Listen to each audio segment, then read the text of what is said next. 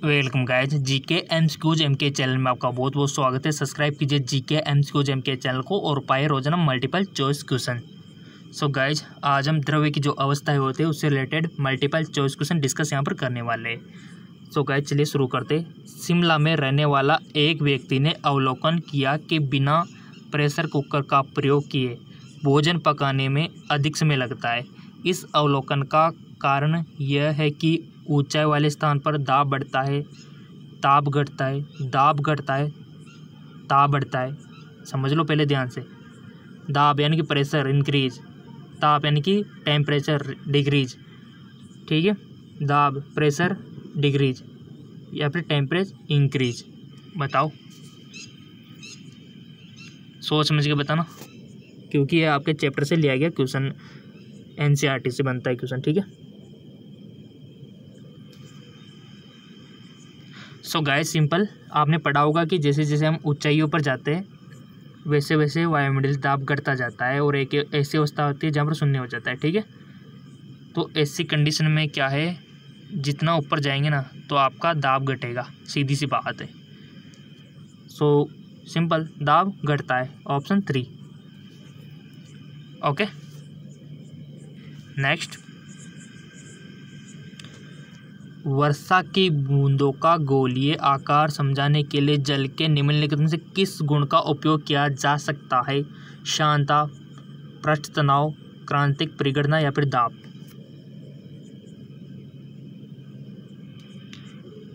Guys, आप में से बहुत सारे स्टूडेंट पूछ रहे थे सर 12वीं से, देखो 12वीं से ज़्यादा आता है, हम इसको मानते हैं। ठीक है, 12वीं से, बट कभी कभी 11वीं से भी क्वेश्चन बहुत सारे आ जाते हैं। तो हमको तो क्या है, बस एमसीक्यू तो कर रहे हैं, ज़्यादा टाइम थोड़ी है। अगर हम थोड़ा रोज़ाना 15-20 क्वेश्चन कर लेंगे एमसीक्यू 11वीं के भी, तो बर्बाद थोड़ी हो जाएंगे। कोई ऐसा थोड़ी है कि हाँ एमसीक्यू करने से बर्बाद हो गया, ना। ठीक है, काम ही आएंगे आपके। क्वेश्चन 1-2 भी बन गया तो कोई दिक्कत आपको नहीं होगी, इसलिए हम आपका पूरा बंदोबस्त कर रहे हैं। ठीक है, और आपको पता है कि 15-20 क्वेश्चन ही एमसीक्यू हम आपको देते हैं। ठीक है, थोड़ा सा आपका क्योंकि याददाश्त ताज़ा हो जाए, क्योंकि आपने 11वीं पढ़े हुए 1-2 साल हो गया होगा। ठीक है, सो सिंपल इसका राइट ऑप्शन क्या होगा गाइस? बहुत अच्छा क्वेश्चन है, सिंपल, पृष्ठ तनाव। ठीक है, चलते आगे की ओर, पृष्ठ तनाव होगा। अगला क्वेश्चन है, स्थिर दाब पर एक गैस के लिए आयतन V और ताप T के मध्य खींचा गया आरेख मूल बिंदु से होकर जाने वाली सीधी रेखा होती है। दाब के भिन्न मानों पर आरेख चित्र 5.1 में दिखाया गया। इस गैस के लिए निम्नलिखित में से दाब का कौन सा क्रम सही है? दाब का ऑप्शन देख लीजिए और सिलेक्ट कीजिए कोई कौन सा ऑप्शन सही होगा। राइट ऑप्शन आपको चूज करना है। सो गाइस, इसका राइट ऑप्शन हो जाएगा, यानी कि इसमें सभी क्या हो गए, समान हो गया, यानी कि ऑप्शन सेकंड इसका राइट ऑप्शन हो जाएगा।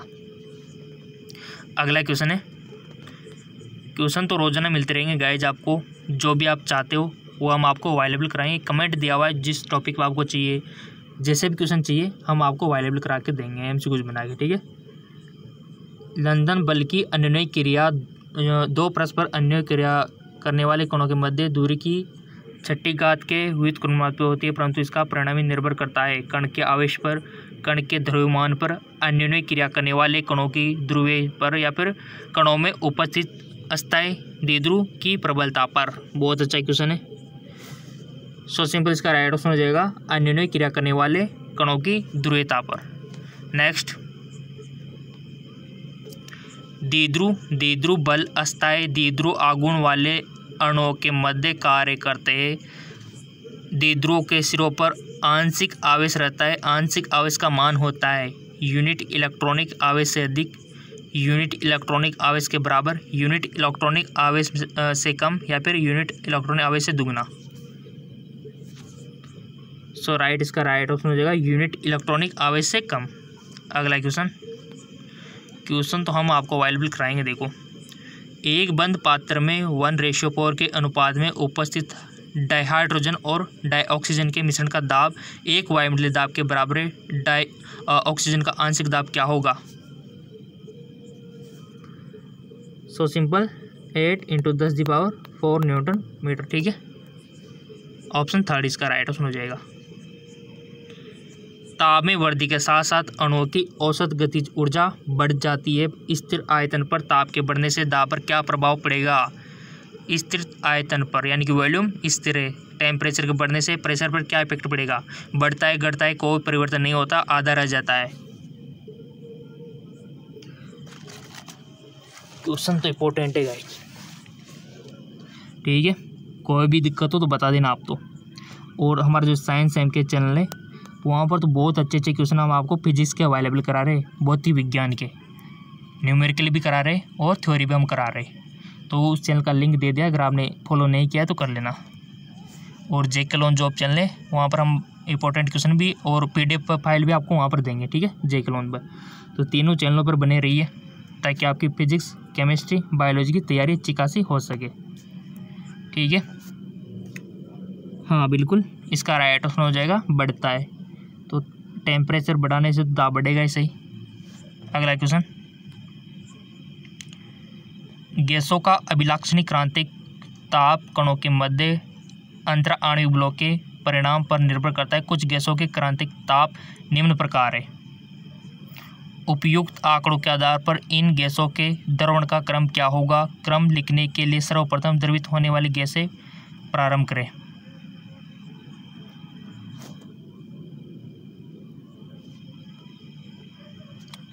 सो गाइस, इसका राइट ऑप्शन हो जाएगा O2 N2 H2 हीलियम, यानी कि ऑप्शन 4। अगला क्वेश्चन, श्यानता गुणांक की इकाई क्या है? Pascal, NSM2, newton metre. बताइए श्यानता गुणांक की, सबको पता है, बच्चों वाला जो क्वेश्चन है, सिंपल। इसका राइट ऑप्शन सेकंड हो जाएगा, ठीक है। नेक्स्ट, विभिन्न शहरों से प्रक्षिप्त वायुमंडलीय दाब इस प्रकार है। शिमला का, बेंगलुरु का, दिल्ली का, मुंबई का। इन आंकड़ों के आधार पर कोई द्रव सर्वप्रथम किस स्थान पर उबलेगा? बहुत इंटेलिजेंट वाला क्वेश्चन है। सो सिंपल, शिमला में, ओके। और NCERT को फॉलो करो, हम आपको बताते रहते हैं कि NCERT को फॉलो करना चाहिए। चित्र 5.2 में कौन सा वक्र आदर्श गैस के क्रम को प्रदर्शित करता है? केवल B, केवल C और D, केवल E और F, केवल A और B? बताओ। सिंपल, केवल B। गतिज ऊर्जा बढ़ने पर अंतराण्विक आकर्षण बलों के प्रभाव को कम किया जा सकता है। ताप के बढ़ने से द्रव की श्यानता पर क्या प्रभाव पड़ता है? बढ़ेगी, कोई प्रभाव नहीं, घटेगी, कोई नियमित प्रारूप नहीं लेगा।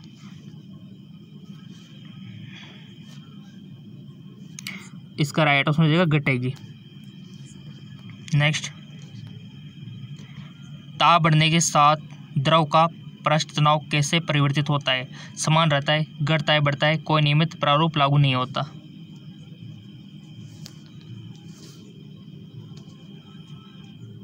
घटता है, ठीक है। चैप्टर देख लेते हैं कि चैप्टर से कैसे क्वेश्चन बनेंगे। सो गाइस, ये आपका जो चैप्टर है ना, द्रव्य की अवस्था है, इसमें से ज़्यादा कुछ आपको याद नहीं रखना, बस ये जो रूल्स है ना, जैसे गैस के नियम, बॉयल्स का नियम, ये थोड़ा सा, और ये इक्वेशन, ये बहुत काम में आएगी आपके, इनको याद रख लेना, ठीक है। इतना बाहर भी हम आपके ऊपर नहीं डाल रहे कि सारा याद करो, सारा नहीं, बेसिक, ठीक है। सारा तो आपको 12th वाला मैटर ज़्यादा रखना है। और इसमें तो हम जो बता रहे, जैसे कि चार्ल्स का नियम हो गया, ये नियम काम आ जाते कभी कभार आपके, ठीक है। और चलते आगे को न्यूमेरिकल, और जैसे यहाँ पर नियम बहुत सारे गए। ये गेल-लुसे का नियम आ गया, आपने 11th में पढ़ लिया, एक बार देख लोगे ना तो आपको वैसे याद हो जाएगा। याददाश्त तो ताज़ा करनी, या तो पहले कर लिया आपने, तभी तो आप 11th पास आउट हो, ठीक है। ये आइडल गैस यानी कि आदर्श गैस समीकरण याद रखनी है, ठीक है।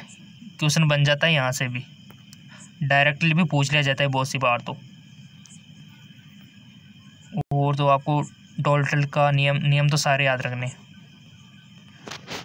थोड़ा सा और नियम को याद रखने में कोई डिफ़िकल्टी हो, कोई कंफ्यूजन हो तो बता देना। और ये थ्योरेटिकल है, ये तो आप ऐसे पढ़ते निकल जाओगे इनको तो।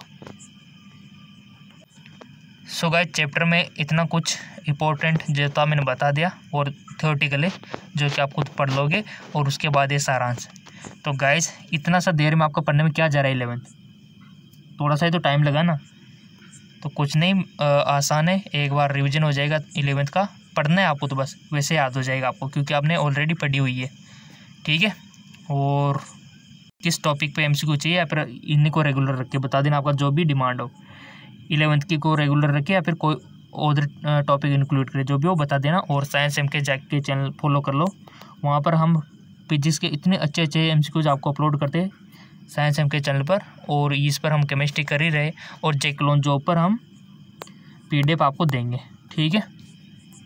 लिंक नीचे डिस्क्रिप्शन में दिया हुआ है दोनों चैनलों का। ओके, धन्यवाद।